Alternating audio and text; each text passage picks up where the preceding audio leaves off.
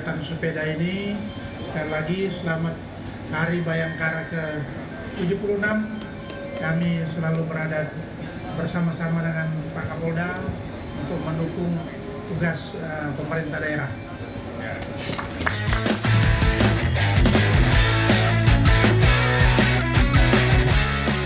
Dalam rangka menyemarakan HUT Bayangkara ke-76 yang nantinya akan dirayakan pada tanggal 1 Juli 2022, Polda Gorontalo menggelar fanbike bersama TNI dan juga masyarakat, Minggu 12 Juni.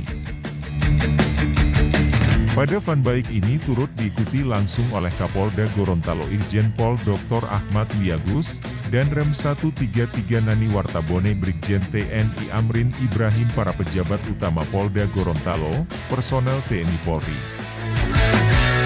serta para komunitas sepeda yang berada di Provinsi Gorontalo dengan rute start dari Mako Kodim 1304 Kota Gorontalo dan finish di Polda Gorontalo.